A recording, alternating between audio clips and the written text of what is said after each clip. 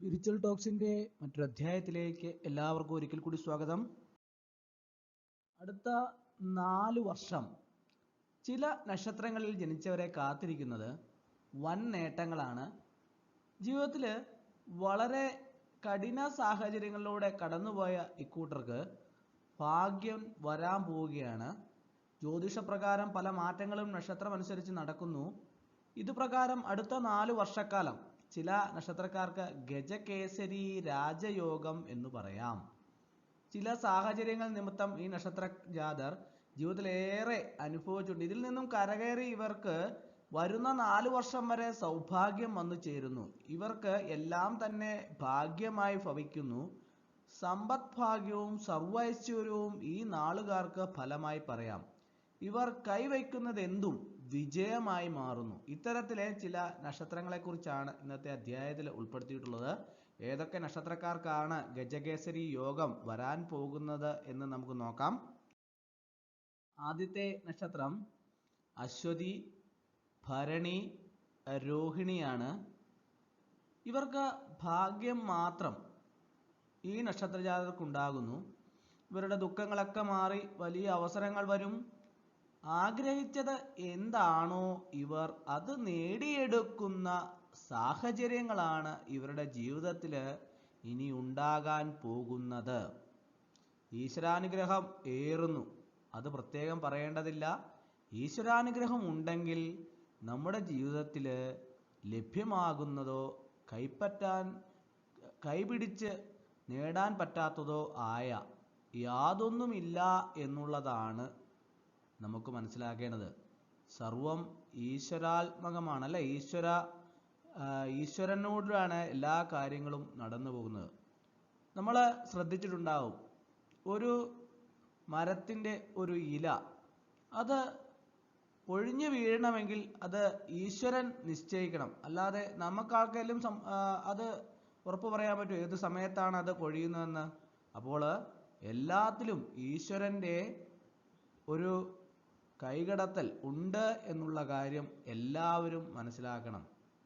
അപ്പോൾ ഈശ്വരാനുഗ്രഹം ഉണ്ടെങ്കിൽ, ഞാൻ പറഞ്ഞു വന്നത്, ഈശ്വരാനുഗ്രഹം ഉണ്ടെങ്കിൽ നമുക്ക് എല്ലാ കാര്യങ്ങളിലും വിജയമുണ്ടാവുകയും നമ്മൾ ആഗ്രഹിച്ച കാര്യങ്ങൾ അതേപടി നടക്കുകയും നമ്മുടെ ജീവിതത്തിൽ എത്തിപ്പെടാൻ പറ്റില്ല എന്ന് വിചാരിച്ചിരുന്ന പല ഉദ്യോഗസ്ഥന്മാരെ സംബന്ധിച്ചിടത്തോളവും ജീവിതത്തിൽ കച്ചവടക്കാരെ സംബന്ധിച്ചിടത്തോളവും എല്ലാവർക്കും തങ്ങൾ എത്തിച്ചേരാൻ പറ്റില്ല എന്ന് വിചാരിച്ചിരുന്ന പല മേഖലകളിലും കടന്നു ചെല്ലാനും ഉന്നത വിജയം നേടാനും സാധിക്കുമെന്നുള്ളതാണ് ഇതിൻ്റെ ഒരു പ്രത്യേകത.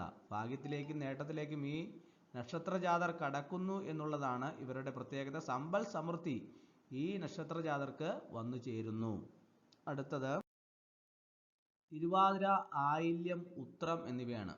ഇവർക്ക് ഭാഗ്യാനുഭവങ്ങൾ ധാരാളം ഉണ്ടാകുന്നു. സാമ്പത്തിക നേട്ടം, തൊഴിൽ നേട്ടം എന്നിവയും ഈ നക്ഷത്രജാതർക്ക് ഫലമാകും. ആഗ്രഹിച്ച തൊഴിൽ പ്രവേശിക്കാൻ സാധിക്കുകയോ തൊഴിൽ രംഗത്ത് മികച്ച നേട്ടങ്ങൾ കൈവരിക്കാൻ സാധിക്കുകയോ ചെയ്യും. തിങ്കളാഴ്ച ദിവസം ശിവക്ഷേത്രത്തിൽ തൊഴുത് ധാര നടത്തുന്നത് നല്ലതാണ്. അടുത്തത് അത്തം, വിശാഖം, തൃക്കേട്ട നക്ഷത്രക്കാർക്കും വരും വർഷങ്ങളിൽ സർവൈശ്വര്യം വന്നു ചേരും. കഴിഞ്ഞ കുറച്ച് നാളുകളായി സഹിച്ചിരുന്ന കഷ്ടതകളെല്ലാം മാറും. ധനഭാഗ്യമുണ്ടാകും. വീട് വയ്ക്കാൻ സാധിക്കും. ആഗ്രഹിച്ച് എന്താണോ അത് നേടാൻ ഈ നാളുകാർക്ക് സാധിക്കും. ദീർഘകാലമായി ഉണ്ടായിരുന്ന കടങ്ങൾ തീർക്കാൻ സാധിക്കും. കുടുംബസ്വത്ത് അനുഭവിക്കാൻ യോഗമുണ്ടാകുന്നതാണ്. അടുത്തത് പൂരാടം, ഉത്രാടം, തിരുവോണം എന്നിവയാണ്. ഇവർക്കും ജീവിതത്തിൽ ഭാഗ്യാനുഭവം വന്നു ചേരുന്നു. ദുരിത ദുഃഖങ്ങൾക്ക് അറുതി ഉണ്ടാകുന്നു. ഈ നക്ഷത്രജാതർ ഇനി കുതിച്ചു കയറും. ജീവിതത്തിലെ ക്ലേശങ്ങൾ മാറുന്നു. സാമ്പത്തിക നില മെച്ചപ്പെടും. ആഗ്രഹ പൂർത്തീകരണം സാധിക്കും.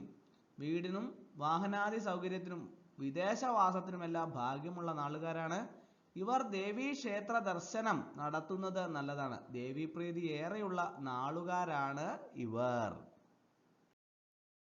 അടുത്തത് ചതയം, രേവതി നക്ഷത്രക്കാർക്കും അടുത്ത വർഷങ്ങളിൽ ഗജകേസരി യോഗം വരുന്നുവെന്ന് പറയാം. ഇവർക്ക് ഭാഗ്യാനുഭവങ്ങൾ വന്നു ചേരുന്നു. സമ്പദ് ഭാഗ്യം വന്നു ചേരും. ആഗ്രഹിച്ച കാര്യങ്ങൾ നടക്കാൻ ഇവർക്ക് യോഗമുണ്ടാകുന്നു.